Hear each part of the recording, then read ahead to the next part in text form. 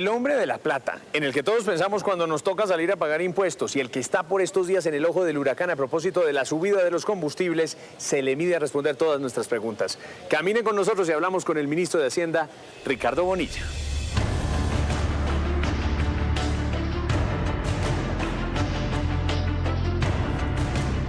Bueno, el señor ministro de Hacienda, Ricardo Bonilla, ¿cómo anda usted? ¿Qué cuenta? Muy bien. Qué gusto saludarlo. ¿Cómo está? Gracias por recibirnos en el Ministerio de Hacienda. Yo sí tenía mucha curiosidad y creo que los colombianos también de saber dónde es que nos clavan tanto impuesto. Acá se los inventan, ¿sí o no? Esta es la sala Jonguito. Aquí Ajá. es donde se hacen todas las reuniones. Sí. Oiga, ministro, y aquí veo la galería de sus antecesores. Sí. De todos esos, ¿a cuál admira más? Aquí hay un prohombre, Sí. Abdón Espinosa. Como no, paisano mío de Santander. ¿Y cuál cree que fue el peorcito, el más regular? Yo no diría, no quisiera calificar a nadie. Usted tiene aquí un expresidente. Sí, señor. Y tiene distintas alternativas. Tiene otro que quería ser presidente. Sí. Y salió mal. Ujú. ¿Qué piensa de él? Que espero no ponerle un número. ¿Cómo es eso? ¿Cómo no ponerle un número? lo estoy metiendo en líos. Venga, ministro, bueno, pero ustedes todos los ministros de Hacienda tienen fama de decirle que no a todo el mundo. ¿Usted ya le tuvo que decir que no al presidente Petro? Yo ya le he tenido que decir no a los ministros, Sí. decirle al presidente hasta aquí podemos llegar. Ajá. ¿En qué que se acuerde puntualmente que usted diga, me le puse en la raya al presidente Las Petro"? discusiones que hay sobre plata siempre hay un límite. Claro. Mire, ministro, se acordará usted y seguramente muchos de los televidentes que Fabio Echeverri solía decir en alguna época que el país va mal, pero la economía va bien. Le pregunto, ¿el país va mal y la economía va bien? Yo no exactamente diría que el país va mal, pero la economía va mejor. ¿Por qué? Porque hasta ahora lo que se ha reflejado en la información nacional e internacional es que hay credibilidad en el país. Con toda la discusión política que existe, con toda la polarización, hay credibilidad. Entonces, nosotros tenemos permanente colocación de bonos test y lo que hemos encontrado es que se han sobrevendido y que tiene cada vez tasas más bajas. Y sin embargo yo le digo que uno habla con algunos ciudadanos e incluso con algunos inversionistas y dicen el nombre del juego se llama confianza. Y aquí el presidente todavía no nos está dando tanta confianza, ni tampoco el gobierno. ¿Usted qué piensa frente a esa crítica? Hay desconfianza respecto a algunas acciones políticas. Hay críticas respecto al proceso de paz. Pero cuando se va a mirar el terreno económico, en el terreno económico la confianza en dónde se refleja, en los indicadores. Y los indicadores que dicen que sí estamos colocando test más baratos, que la tasa de cambio se ha venido estabilizando. Ya llevamos un mes entero con tasa de cambio por 4.100. Y entonces antes de seguir el recorrido yo le pregunto, ¿cuánto de eso es virtud de este gobierno y cuánto de pronto de un viento de cola que les estaba favoreciendo y de cosas que se hicieron atrás? Yo diría que buena parte es virtud de este gobierno en términos de que efectivamente hemos aportado cierto tipo de confianza y seguridad. Estamos insistiendo con medidas prácticas de que efectivamente estamos cumpliendo la regla fiscal, de que estamos haciendo algo que es impopular, que es ajustar precios de la gasolina. Y de eso sí que le tengo que preguntas. resolver un tema que nos dejaron con un déficit en el Fondo de Estabilización de Precios de los Combustibles. Correcto. Que va a cerrar en más de 70 billones de pesos. 70 billones de pesos son 4 reformas tributarias. Vamos a seguir aquí en el área de los asesores del Ministerio de Hacienda. Sí, señor. O del ministro mejor. Sí, correcto. Allá es el despacho, venga, les lo presento. Venga, vamos para el despacho. Oiga, a propósito de eso, ¿usted se soñó estar ahí? No, esas cosas uno siempre las piensa, pueden darse algún día. Sí. Yo ya estaba separado y retirado y se dio. Pero ya estaba retirado. ¿Y apenas le dijo el presidente, usted dijo que sí? Apenas. ¿Sin pensarlo mucho? Sí, claro, tengo confianza con él. Muy bien. Mire, a propósito de confianza, usted lo ha dicho, muchos técnicos, incluso antipetristas, dicen que está bien que ustedes hayan desmontado ese subsidio a los combustibles, eso era insostenible. Sin embargo, tiene por un lado a los camioneros diciendo que usted es más o menos un emperador y por otro lado a los taxistas amenazando al país con paro. ¿Qué mensaje les manda a los unos y a los otros? Que la medida que es impopular es que estamos ajustando el precio de la gasolina y que claramente sabemos que no puedo ajustar los dos precios al tiempo. la gasolina y al diésel. ¿Pero por qué no los puedo ajustar al tiempo? Porque impacto en la inflación. Ministro, ¿y no teme que usted se echa esta teoría también echada y de pronto el presidente, con criterios más políticos que económicos, le dice, hombre, páreme ahí esa subida de ACPM, de diésel, que eso no nos va a convenir políticamente? ¿Eso puede pasar? Él fue el primero que dijo, vamos a priorizar cuál es el gasto social. Y al definir qué es priorizar el gasto social, encontramos que el gasto social no era pagar el subsidio de los combustibles.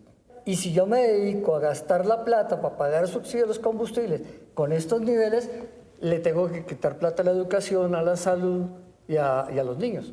Óigame, algunos que le oyeron que usted no iba a subir o no se iba a subir el ACPM hasta antes de octubre, dijeron, claro, este es el ministro de Hacienda Pintado favoreciendo los intereses de los políticos del pacto histórico y después de octubre de las elecciones, pan nos clava. ¿Qué responde frente a eso? El 40% de la gasolina que se consume en el país es importada. Y entonces Ecopetrol le está pagando al precio internacional y vendiéndola a precio interno. ¿No tiene nada que ver entonces con criterios políticos? No tiene nada que ver con criterios políticos. El tema es, ¿y en qué momento Pero termina? Mucha coincidencia, octubre, elecciones, octure, esta fecha. Esa sí es coincidencia. Porque la pregunta es, ¿en qué momento vamos a terminar de cerrar la brecha de la gasolina? Y las cifras lo que nos dicen es que terminamos de cerrarla entre octubre y noviembre. Y mucha gente debe estar diciendo, hombre, ¿de verdad nos van a clavar de esta manera? ¿Qué responderle a esas personas que tienen esa inquietud desde lo más básico y elemental de sus vidas, ministro? Que con todo lo que estamos ajustando en Colombia seguimos teniendo una gasolina muy barata comparada con la de otros países. Pero eso barato no le va a parecer a una persona que usa su moto o su automóvil con efectos, digamos, de trabajo, para su trabajo, no para salir a pasear por ahí al norte de Bogotá. Ya le dije, el tema es que es impopular, es doloroso. Y se me ocurre preguntarle qué vamos a hacer finalmente con el petróleo y con el gas. ¿Paramos en seco la exploración y explotación o seguimos y eso lo diferimos para más adelantico porque el país los necesita? No se está parando en seco la exploración. Hay 202 contratos vigentes de exploración en Colombia. Cuando usted firma un contrato de exploración, lo que hace es concesionar un área. ¿Cómo no? El acumulado en el área de exploración son 17 millones de hectáreas. Entonces yo le pongo ahora la cifra en la cabeza. 17 millones de hectáreas son 2 veces y medio el área agrícola de Colombia. Eso sigue avanzando y fuera de eso está la exploración costa afuera, también en la costa Caribe. O sea, el país no puede renunciar a eso. El país sigue teniendo esos contratos de exploración vigentes. El gran interrogante es dónde y quién quiere buscar otro contrato, en qué parte del país y con qué estudios geológicos lo respalda. El doctor Ocampo resulta que ahora dice que ese Ministerio de la Igualdad es un exceso, que le parece que tiene viceministerios como nunca en la historia y direcciones como nunca en la historia y que eso es inconveniente. ¿Usted piensa lo mismo? Yo pienso que lo que hay es un diseño futurista de que hasta dónde puede llegar, pero ¿cómo va a arrancar? Va a arrancar como todos los ministerios nuevos han arrancado, con una base pequeña, organizándose, ubicando qué tipo de presupuestos tiene para funcionamiento. Usted ya le dijo todo eso a la vicepresidenta, que le toca piano. Claro, y empezamos a hablar con ella de dónde están las dualidades de funciones. Pero con todo y eso, 5 viceministerios no es demasiado. El objetivo de este ministerio es lograr llegar a la otra Colombia, a la Colombia olvidada, y el interrogante es cómo hacemos para mirar ese tipo de situaciones. Pero repito, esto es un diseño. Ahora, cómo se va llenando en el tiempo y cómo va cumpliendo sus objetivos, la historia dirá. ¿Usted va a respetar la regla fiscal? La estamos respetando. De hecho, la principal demostración de que la estamos respetando es buscar cerrar el Fondo de Estabilización de Precios de los Combustibles. Claro. No, José Manuel, venga. Bueno, ministro. Aquí está la parte más amable del despacho. Claro. Unas sillas de vieja época. Aquí deben pasar todos los ministros y todos los congresistas y usted, no. Ok. Esta es la parte de la sala del despacho. Muy bien. Donde uno sienta a las personas para que sientan el golpe más suave. Carajo. Eso está muy bueno. Oiga, ministro. Yo aquí les puedo decir, no pero... Mire usted esta cosa, ministro. Estamos a puertas de reiniciar otra vez las sesiones del Congreso de la República. Y hay mucha gente que dice, ¿por qué no se dedicará el gobierno a hacer más concertación, más consenso sobre reforma pensional y laboral, sobre todo, antes de llevar esas reformas al Congreso? ¿Usted no le jala a liderar ese proceso? Curiosamente, la pensional tiene un mayor grado de consenso. El consenso que existe en Colombia es de que hay necesidad de terminar el arbitraje entre los fondos de pensiones y Colpensiones. En eso no hay discusión. La discusión es cuál es el umbral. Ahí es donde está el tema. Y la discusión es cuánto es y cuánto significa eso en términos de pasivo pensional para el Estado colombiano. Y entonces aquí hay diferencias en las cifras, porque lo que está incluido en el proyecto de reforma es solamente el segmento de colombianos que están afiliados a los fondos privados y a Colpensiones. Son 25 millones de afiliados, de los cuales cotizan 10. ¿Qué tan flexible va a ser el gobierno con ese umbral? El gobierno, al radicarlo, dijo, yo empiezo a ceder. ¿Posibilidades de que se baje de 3 a 2? Eso es una discusión ya del Congreso.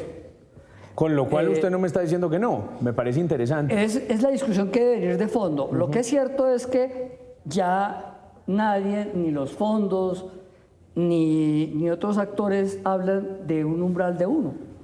Ministro, eso en cuanto tiene que ver con la reforma pensional. Con la reforma laboral, ¿cómo le parece que como la inteligencia se hereda, hay un muchacho investigador muy bueno que se llama Leonardo Bonilla? Y entonces Leonardo Bonilla ha escrito con otros autores un estudio súper interesante que dice que la reforma laboral sería muy perjudicial si se aprueba tal y como está. Leonardo Bonilla, si no lo saben los televidentes, es el hijo del señor ministro de Hacienda. ¿Todo bien en casa, ministro? Todo en casa, todo bien. ¿Y le haya algo de razón a lo que él dice frente a la reforma laboral? El documento me gusta. El documento es el primer documento que en Colombia calcula cuánto costarían las horas extras que se pagarían o que no se pagarían. Es un documento que también calcula, y ahí es donde encuentra la preocupación, cuánto costarían los costos de despido y si esa sería la mejor política para garantizar estabilidad en el trabajo. La ministra ha escuchado varias cosas y yo ya le he escuchado decir que lo que se va a volver a radicar no es exactamente lo mismo que estaba. Y ha recibido también unas críticas desde el pacto histórico, por decirlo así, que le dicen, oiga, pero hay que incluir la política de generación de empleo. De aquí al final del gobierno de Gustavo Petro, ¿no habrá una reforma tributaria nueva? No habrá. El horizonte está establecido, ya está claro los ingresos. Obviamente, el próximo gobierno tendrá que seguir extendiendo la política, porque en Colombia las personas naturales deben pagar más y lograr reducir el espacio de pago de las personas jurídicas. Y mire, hablando de una discusión que el país ha dado y que tiene que seguir dándose por otros motivos, el presidente ha dicho que se le va a pagar a unos jóvenes para que dejen de matar. El tema filosófico lo dejamos para más adelante, pero el tema puramente pragmático, ¿hay plata para un programa como ese? Hay un programa que se llama Jóvenes en Paz. El presidente lo que está pensando seriamente es en algo que se diseñó y se aplicó en Bogotá. Lo hizo IDIPRON y tuvo éxito mientras él fue alcalde, porque el siguiente alcalde lo desmontó. ¿Y precisamente platica ahí o no? Está financiado, se trata de saber a cuántos jóvenes hay que llegar. Ministro, 2 preguntas finales. El ministro que le antecedió, José Antonio Campo, duró menos de 1 año. ¿Usted cuánto tiempo espera durar aquí en el ministerio? Eso es de una decisión del presidente. ¿Pero usted cuánto le gustaría durar? Los 4 años. Terminar el periodo, acompañar. Muy bien. Como lo pude acompañar en Bogotá. Muy bien. El tema es, yo esperaba llegar un poco más tarde. Vea, se ha hablado de nepotismo por estos días, que es que los ministros tienen muchos familiares y esposas y esposos en diferentes entidades. En el caso suyo se ha dicho que su esposa trabaja en el Ministerio de Agricultura. ¿Hay nepotismo en el gobierno? Mi esposa trabaja en la UPRA, lleva 20 años dedicada al sector agropecuario. Ella no depende de mí presupuestalmente, yo no la nombré. Nosotros tenemos una vida en común, pero no tiene nada que ver.